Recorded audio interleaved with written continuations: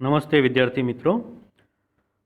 3.11 કોમર્સમાં વિષય વાણિજ્ય વ્યવસ્થા અને સંચાલનમાં ચોથો પાઠ જે છે માહિતી સંચાર, ઈ કોમર્સ અને આઉટસોર્સિંગ, એ પાઠ આપણે ચાલુ કરેલો અને લેક્ચર 1માં આપણે માહિતી સંચારનો અર્થ એટલે કે લેટિન ભાષાનો શબ્દ કોમ્યુનિકેર ઉપરથી ઉતરી આવ્યો છે।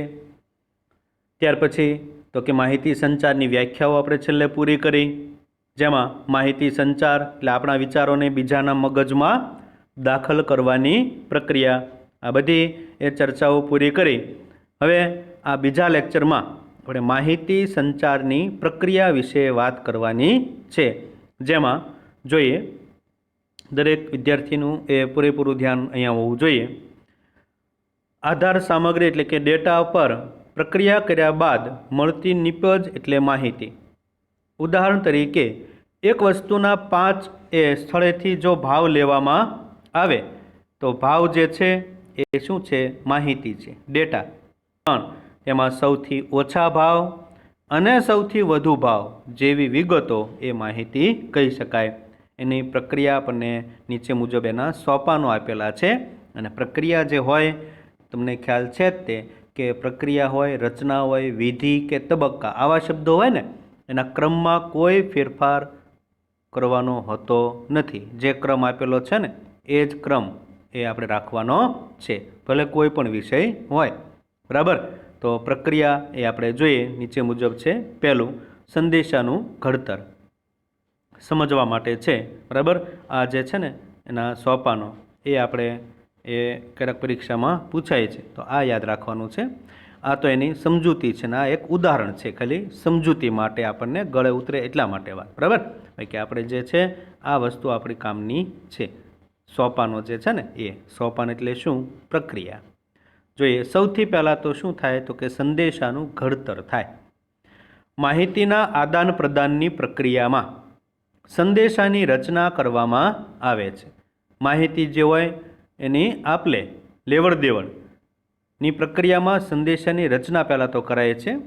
પછી એ સંદેશો કેવો હોઈ શકે? મૌખિક પણ હોઈ શકે, લેખિત સ્વરૂપમાં પણ હોઈ શકે, શાબ્દિક કે અશાબ્દિક સ્વરૂપે પણ હોઈ શકે, બરાબર। તો પહેલાં તો સંદેશાનું ઘડતર થાય છે। ઉદાહરણ તરીકે રાજકોટથી રાત્રે 8 કલાક પછી વડોદરા જવું છે, તો આ માટે માહિતી સંચારની પ્રક્રિયાના સોપાનો આપણને આપેલા છે।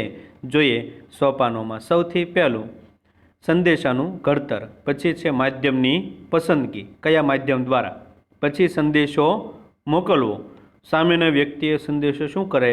સ્વીકારે, પછી એ બરાબર સમજે એટલે સંદેશાનું શું કરે? અર્થઘટન, અને પછી એ શું આપે? જવાબ, સંદેશાનો પ્રત્યુત્તર, બરાબર। તો આ 6 જે છે ને એ આપણે યાદ રાખવાના છે। જો એમાં પહેલું સંદેશાનું ઘડતર, માહિતીના આદાન પ્રદાનની પ્રક્રિયામાં સંદેશાની રચના કરવામાં આવે છે। સંદેશો પછી લેખિત, મૌખિક, શાબ્દિક કે અશાબ્દિક પણ હોઈ શકે। ઉદાહરણ તરીકે રાજકોટથી રાત્રે 8 કલાક પછી વડોદરા જવા માટે બસ કેટલા વાગ્યે મળશે તેવા પ્રશ્નની રચના અહીં કરવામાં આવે છે। પ્રશ્ન પૂછે ને કેટલા વાગ્યે મળશે, તો અહીંયા જવાબ આવે શાબ્દિક સ્વરૂપે કે ભાઈ 8 કલાક પછી, બરાબર।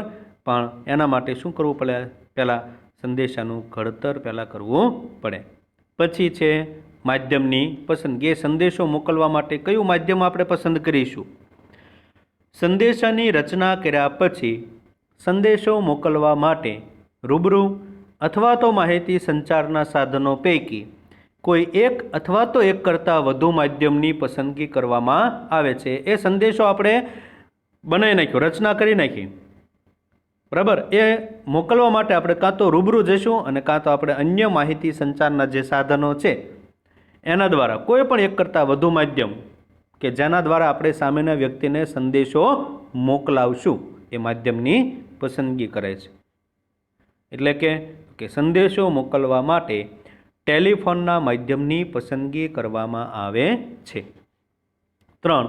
સંદેશો મોકલવો, સંદેશાની રચના અને માધ્યમની પસંદગી કર્યા પછી સંદેશો મોકલવામાં આવે છે ટેલિફોન દ્વારા કે ભાઈ રાજકોટથી રાત્રે 8 કલાક પછી વડોદરા જવા માટે બસ ક્યારે મળશે તેવું પૂછવામાં આવ્યું। શેના દ્વારા? ટેલિફોનથી, એટલે સંદેશો એને મોકલી દીધો. સામેના વ્યક્તિએ શું કર્યો? સંદેશાને સ્વીકાર્યો.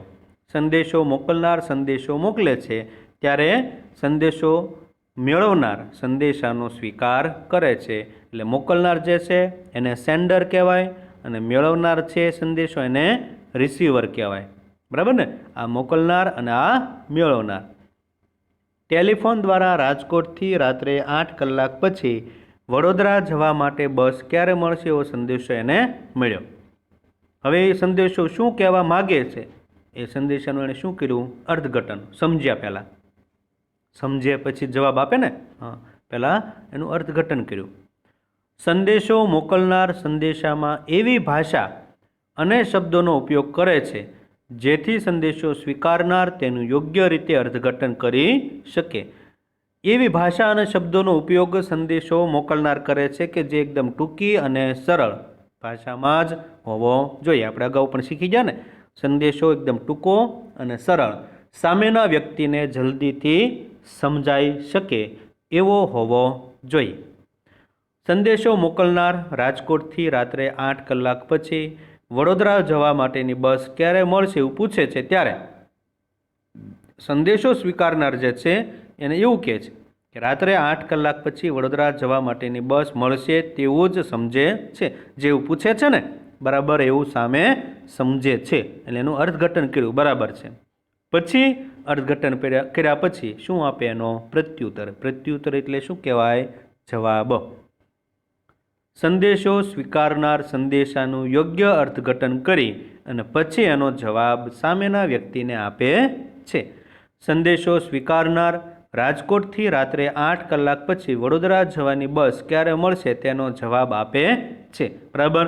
તો આ એ 6 બાબતો જે છે એ આપણે યાદ રાખવાની છે. સૌથી પહેલાં સંદેશાનું ઘડતર, પછી માધ્યમની પસંદગી, પછી સંદેશો મોકલવો, સંદેશાનો સ્વીકાર કરવો, સંદેશાનું અર્થઘટન અને પછી એનો પ્રત્યુત્તર. જ્યારે આપણને પરીક્ષામાં પૂછાય ત્યારે આ બાબત 6 એને ખાસ આપણે યાદ રાખવાની છે. અને એની સાથે એ આપણે એની માહિતી જે છે એની સ્પષ્ટતા આપેલી છે. એ ઉદાહરણમાં તમે કોઈ પણ વસ્તુ લખી શકો. આ જ લખવું એવું કાંઈ જરૂરી છે નહીં. એટલે આપણા માટે આ ખરેખર બહુ કામની વસ્તુ છે. બરાબર? તો એ જોયા પછી માહિતી સંચારની પ્રક્રિયાનો આપણે એક પાર્ટ એ પૂરો કર્યો. એના પછી એ 4.2 એટલે કે ઇન્ટરનેટ વિશે આપણે અભ્યાસ કરવાનો છે. વિદ્યાર્થી મિત્રો, ઇન્ટરનેટ વિશે આપણે જેટલું પણ કહીએ એટલું ઓછું કહી શકાય. તમે જેટલું પણ જાણો છો એ પણ માહિતી જે સંપૂર્ણ છે નહીં. આપણે અભ્યાસમાં તો આવે છે પણ અભ્યાસ કરતાં કદાચ તમે એની કરતાં પણ વધારે પ્રેક્ટિકલી ઇન્ટરનેટનો અનુભવ કરતા જ હશો. અત્યારના સમયમાં ઇન્ટરનેટ એ અત્યાધુનિક જરૂરિયાત ઊભી થઈ ગઈ છે. આપણે જે છે એ અત્યારે ઓનલાઈન એજ્યુકેશન જે મેળવીએ છીએ એ પણ ઇન્ટરનેટને જ આભારી છે. ઘણી બધી એવી માહિતી આપણને ઘરે બેઠા એ સારી રીતે પ્રાપ્ત થઈ શકે એમ કહી શકીએ તો ચાલે. જોઈએ આપણે 4.1 માહિતી સંચાર આપણે બધું પૂરું કર્યું. એનો અર્થ, એની પ્રક્રિયા, એની વ્યાખ્યા, બરાબર? એમાંથી આપણે એટલું જ પૂછાઈ શકે છે. હવે આપણે બીજી મહત્ત્વની એક બાબત છે ઇન્ટરનેટ. જોઈએ આ ના વિશે પરીક્ષામાં તમને ઘણું બધું પૂછાઈ શકે એમ છે. ટૂંકા પ્રશ્નો પણ હોઈ શકે છે. જોઈએ એમાં ઇન્ટરનેટ એટલે ઇન્ટરકનેક્શન અને નેટવર્ક, આ બે શબ્દોનો એ બનેલો છે. એટલે આ બે શબ્દો જે છે એનાથી એ ઇન્ટરનેટ શબ્દ એ બનેલો છે. જેમાં ઇન્ટરકનેક્શન અને નેટવર્ક આ બે શબ્દો ઉપરથી ઉતરી આવ્યો છે. તમને પરીક્ષામાં પ્રશ્ન પૂછે કે ઇન્ટરનેટનો અર્થ આપો, એટલે ઇન્ટરનેટ જે છે તો એનો અર્થ, ઇન્ટરનેટનો અર્થ, ઇન્ટર એટલે કે આંતર અને નેટ એટલે કે જાળું. ટૂંકમાં ઇન્ટરનેટ એટલે આંતર જાળું, આવો એનો એ અર્થ થાય છે. બરાબર? તો દરેક વિદ્યાર્થી છે ખાસ યાદ રાખશે. ઇન્ટરનેટનો અર્થ એટલે ઇન્ટર એટલે આંતર અને નેટ એટલે જાળું. આમ ઇન્ટરનેટ એટલે આંતર જાળું, પરસ્પર રચાયેલા કોમ્પ્યુટરોનું જાળું એટલે ઇન્ટરનેટ. ઇન્ટરનેટ એ વિશ્વની સૌથી મોટી કોમ્પ્યુટર સંચાલિત સિસ્ટમ છે, જેના બીજા નામો છે જેવા કે the net, information super highway, cyber space વગેરે એના બીજા નામો છે. ઇન્ટરનેટના બીજા નામો કયા કયા છે? બરાબર, તો એ નામો તમને પરીક્ષામાં પૂછાય છે, યાદ રાખજો. The net, information super highway અને સાયબર સ્પેસ, આ એના બીજા નામો છે જે તમારે યાદ રાખવાના છે. બરાબર, જોઈએ આગળ વિદ્યાર્થીઓ. કોમ્પ્યુટર્સના જૂથને માહિતી અને સંસાધનોના સહિયારા ઉપયોગના હેતુસર એકબીજા સાથે જોડવામાં આવે તો તેને નેટવર્ક કહેવામાં આવે છે. આ માટે તે હાર્ડવેર અને સોફ્ટવેરથી જોડાયેલા હોવા જોઈએ. હાર્ડવેર એટલે કે ભૌતિક સ્વરૂપ કહેવાય, જેને આપણે જોઈ શકીએ, સ્પર્શી શકીએ, અનુભવ કરી શકીએ, એને હાર્ડવેર કહેવાય કોમ્પ્યુટરની ભાષામાં. અને આપણે એને અર્થશાસ્ત્રમાં શું કહીએ છીએ? એને ભૌતિક. સોફ્ટવેર એટલે કે જેને આપણે જોઈ શકતા નથી કે સ્પર્શી શકતા નથી, માત્ર અનુભવ કરી શકીએ છીએ. બરાબર, અને સોફ્ટવેરથી ઓળખવામાં આવે છે. એટલે આ બધા એ હાર્ડવેર અને સોફ્ટવેરથી જોડાયેલા હોવા જોઈએ. આમ, બે કે તેથી વધુ કોમ્પ્યુટર્સ વચ્ચેના આંતરજોડાણ ધરાવતા તંત્રને કોમ્પ્યુટર નેટવર્ક કહે છે. આ કોમ્પ્યુટર્સ કોઈ બિલ્ડિંગના એક ઓરડામાં પાસે હોય છે, વિશાળ જગ્યામાં પથરાયેલી જુદી જુદી ઓફિસોમાં હોય, દૂર દૂરના સ્થળે પણ હોય. આમ, નેટવર્કનો વિસ્તાર પાસેના કોમ્પ્યુટર્સથી લઈ વિશ્વના વિસ્તારને આવરી લે છે. કોમ્પ્યુટર્સના નેટવર્કનું નેટવર્ક એટલે ઇન્ટરનેટ. બરાબર, આ તમે લખો તો પણ ચાલે. કોમ્પ્યુટરના નેટવર્કનું નેટવર્ક એટલે ઇન્ટરનેટ. આ પણ તમને પરીક્ષામાં પૂછાય તો કોમ્પ્યુટર નેટવર્કનું નેટવર્ક એટલે ઇન્ટરનેટ, આ શબ્દ પણ તમે લખી શકો છો. જોઈએ આગળ. ઇન્ટરનેટની માલિકી કોઈ ધરાવતું નથી. કેટલીક એવી સંસ્થાઓ છે કે જે નેટવર્કના વિવિધ ભાગના વ્યવસ્થાપનમાં એને મદદ કરે છે. અને એ કોમ્પ્યુટર નેટવર્કના પ્રકારો 4 પ્રકારો છે. તમને એ પરીક્ષામાં પૂછાય છે બાબત, એ ખાસ યાદ રાખજો. કોમ્પ્યુટર નેટવર્કના મુખ્ય પ્રકારો તો 4 પ્રકારો છે, અને એ 4 પ્રકારો જે છે આપણને આપેલા. બરાબર, તો એ પરીક્ષામાં તો આપણને ખાસ પૂછાય જ છે, અને એના વિશેની તમામ માહિતી એ આપણને આ એક જે રાઉન્ડ આપણે કર્યો ને, બરાબર, એમાં આપણને પૂછાય છે. જેમાં દરેક બાબતો એટલે કે કોમ્પ્યુટરના મુખ્ય જે 4 પ્રકારો ટૂંકો પ્રશ્ન પૂછે ને, તો એક છે લેન, બીજું વેન, ત્રીજું મેન અને ચોથું વેન. લેન, કેન, મેન, વેન, આ 4 તમને પૂરા નામ પરીક્ષામાં પૂછાય છે. બરાબર, તો એ પૂરા નામ જે છે એ પણ તમારે ખાસ યાદ રાખવાના છે. અને એ પૂરા નામ છે તો એમાં લેનનું પૂરું નામ છે લોકલ એરિયા નેટવર્ક. પછી બીજું છે campus area network, metropolitan area network અને વાઇડ એરિયા નેટવર્ક. આને સિવાય એ તમને પરીક્ષામાં એવું પણ પૂછે છે કે કોમ્પ્યુટર નેટવર્કના મુખ્ય પ્રકારો વિશે ટૂંકમાં ચર્ચા કરો. તો આ બધાનું પૂરું નામ અને પછી એને શું કહેવામાં આવે છે, કઈ રીતે, તો એ બધું આપણે અહીંયા આપેલું છે. જોઈએ આપણે એમાં. લેન, લોકલ એરિયા નેટવર્ક એટલે કે એક નિશ્ચિત સમય કે સ્થળ પરના કોમ્પ્યુટર્સ એકબીજા સાથે વાયરથી કે વાયર વગર જોડાયેલા હોય છે, જેને લેન કહેવામાં આવે છે.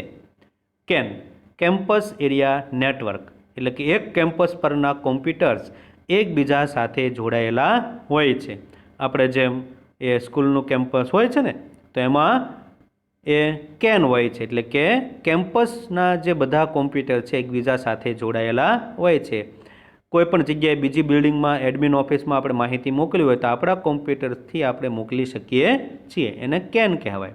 મેન, મેટ્રોપોલિટન એરિયા નેટવર્ક એટલે એક શહેરના કોમ્પ્યુટર એકબીજા સાથે જોડાયેલા હોય છે. જો એક પછી એક ક્રમમાં આવે છે. આ નિશ્ચિત સ્થળ હોય એટલા પૂરતું જ કામ આપે, આ આખું કેમ્પસ પૂરતું કામ આપે કેન. પછી આ શહેર પૂરતું કામ આપે મેટ્રોપોલિટેશન એરિયા નેટવર્ક, એક શહેરના કોમ્પ્યુટર્સ એકબીજા સાથે જોડાયેલા હોય છે. અને આ છે વાઇડ એરિયા નેટવર્ક વેન, એટલે કે આની કોઈ પણ પ્રકારની ભૌતિક સીમા હોતી જ નથી. એટલે કે વૈશ્વિક રીતે કોમ્પ્યુટર્સ એકબીજા સાથે જોડાયેલા હોય છે. આમ જુદા જુદા પ્રકારના નેટવર્કને ઇન્ટરનેટ કહે છે. આ એક નિશ્ચિત સ્થળ હોય એને લેન કહેવાય. પછી એક બીજા કોમ્પ્યુટર સાથે જોડાયેલા હોય એને કેમ્પસ એરિયા નેટવર્ક કહેવાય. પછી એક શહેર પૂરતા મર્યાદિત હોય શહેરમાં જોડતા તો એને મેન કહેવાય, મેટ્રોપોલિટેશન એરિયા નેટવર્ક.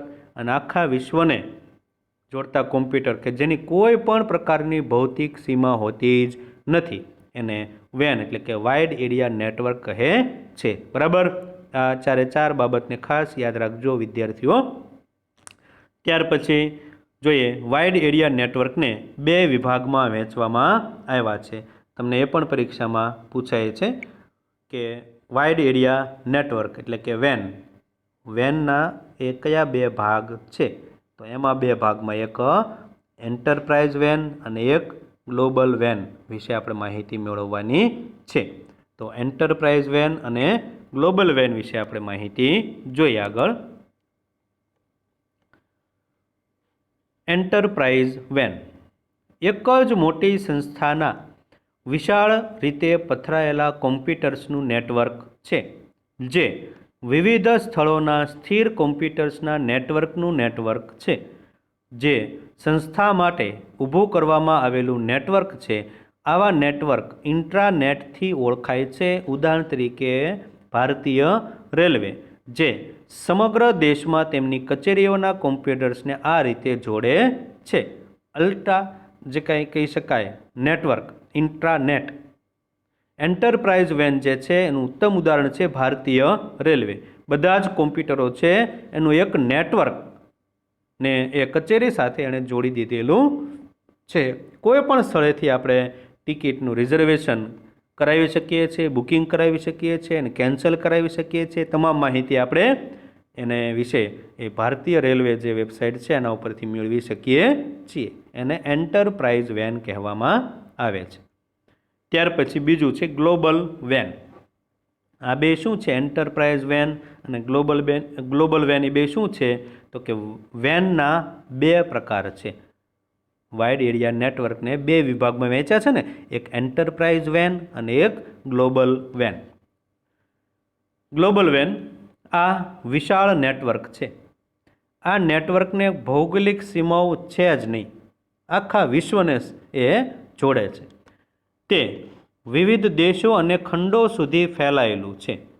તે અલગ અલગ સંસ્થાઓના નેટવર્કનું સામૂહિક નેટવર્ક છે, જેને આપણે વર્લ્ડ વાઇડ વેબ તરીકે ઓળખીએ છીએ.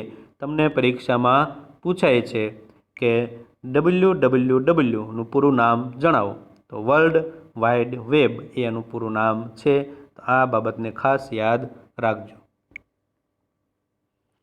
પ્રવર્તમાન સમયમાં ઇન્ટરનેટની સેવા આપનારી સંસ્થાઓએ ટેલિફોનની જરૂરિયાત દૂર કરી પોતાની અલગ સંદેશા વ્યવહારની વ્યવસ્થા ઊભી કરી છે.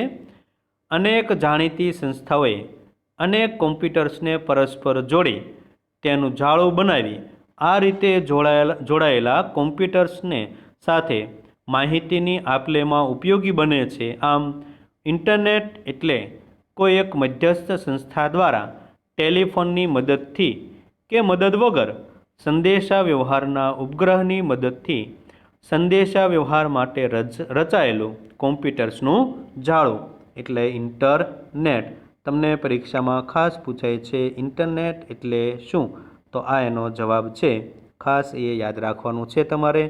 ઇન્ટરનેટ એટલે કોઈ એક મધ્યસ્થ સંસ્થા દ્વારા ટેલિફોનની મદદથી કે ટેલિફોનની મદદ વગર સંદેશા વ્યવહારના ઉપગ્રહથી રચાયેલું કોમ્પ્યુટરનું જાળું એને કહેવાય ઇન્ટરનેટ. એનો અર્થ એને પૂછે, વ્યાખ્યા પૂછે તો આપણે લખવાનું છે ઇન્ટરનેટનો અર્થ પૂછે તો ઇન્ટર વત્તા નેટ એટલે કે આંતર વત્તા જાળું. બરાબર. ઇન્ટરનેટ દ્વારા શબ્દ એટલે કે ટેક્સ્ટ, ચિત્ર એટલે કે પિક્ચર, દ્રશ્ય શ્રાવ્ય એટલે કે ઓડિયો વિઝ્યુઅલ, દ્રશ્ય એટલે વિઝ્યુઅલ, શ્રાવ્ય એટલે ઓડિયો, અંક એટલે કે ન્યુમેરિક વગેરે સ્વરૂપમાં રહેલી માહિતીનું આદાન પ્રદાન કરી શકાય છે. એટલે કે તો કે ઇન્ટરનેટ દ્વારા શબ્દ, ચિત્ર, દ્રશ્ય શ્રાવ્ય કે પછી અંક વગેરે સ્વરૂપમાં રહેલી માહિતી છે એનું આપલે કે લેવડ દેવડ, આદાન પ્રદાન આપણે કરી શકીએ છીએ. ઇન્ટરનેટના જે કંઈ છે એ 3 પ્રકારના મુખ્ય કાર્યો કરે છે અને એ 3 પ્રકારના મુખ્ય કાર્યો જે છે એમાં જોઈએ પહેલું, અન્ય વ્યક્તિઓ સાથે સંપર્ક. ઇન્ટરનેટ દ્વારા આપણે ઈમેલની મદદથી, ઈમેલ એટલે શું? ઇલેક્ટ્રોનિક મેલ, કોમ્પ્યુટરની સ્ક્રીન ઉપર સંદેશો ટાઈપ કરી સામેના વ્યક્તિને મોકલવાની પ્રક્રિયા, એને આપણે ઈમેલ કહીએ છીએ. ઈમેલની મદદથી વિશ્વમાં કોઈ પણ સ્થળે રહેલ વ્યક્તિ સાથે ઝડપથી અને સરળતાથી સંદેશાની આપ-લે કરી શકીએ છીએ. ઇન્ટરનેટ દ્વારા વિશ્વભરમાં રહેલા ઉપભોક્તાઓ એટલે કે ગ્રાહકો સાથે એક જ રૂમમાં બેઠા હોય તે રીતે વાતો પણ કરી શકાય છે. આ ઇન્ટરનેટના મુખ્ય કાર્યો છે. માહિતીની પ્રાપ્તિ. ઇન્ટરનેટ દ્વારા વિશ્વભરમાં કોમ્પ્યુટરનું નેટવર્કનું જોડાણ છે. આથી કોઈ પણ ક્ષેત્રની કોઈ પણ વિષયની માહિતી હોય તો આપણે એકદમ ઝડપથી અને સરળતાથી પ્રાપ્ત કરી શકીએ છીએ. એટલે કે માહિતીની પ્રાપ્તિ. અને ત્રીજું, અન્ય કોમ્પ્યુટર સિસ્ટમ સાથે જોડાણ.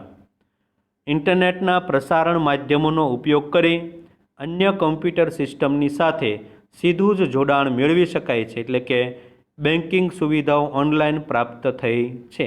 બેન્કિંગ સુવિધાઓ અત્યારે આપણે જે ઉપયોગ કરીએ છીએ ને એ બધું ઓનલાઈન છે. મોબાઈલ બેન્કિંગ, ઇન્ટરનેટ બેન્કિંગ, આપણે બેન્કિંગના પાઠમાં આપણે શીખી ગયા છીએ. રેલવેની ટિકિટ કોઈ પણ સ્થળેથી આપણે મેળવી શકીએ છીએ. એ માત્ર ને માત્ર ઇન્ટરનેટને આભારી જ છે. પછી ગુજરાત માધ્યમિક અને ઉચ્ચતર માધ્યમિક શિક્ષણ બોર્ડ, એટલે કે આપણે જે કાંઈ એના દ્વારા પરીક્ષાઓ લેવાય છે તો એ પરીક્ષા કેન્દ્રનું નિરીક્ષણનું કાર્ય ઇન્ટરનેટની મદદથી થઈ શકે છે. પરિણામ એ આપણને ઇન્ટરનેટ દ્વારા જ એ આપણને પ્રાપ્ત થઈ શકે છે. આ બધું અન્ય કોમ્પ્યુટરની સિસ્ટમ સાથે જોડાણ હોય તો આવા ઇન્ટરનેટના મુખ્ય 3 પ્રકારના કાર્યો છે. અહીંયા આપણે આ ચોથો પાઠ એનો બીજો લેક્ચર પૂરો કર્યો છે. અહીં સુધી રાખીએ.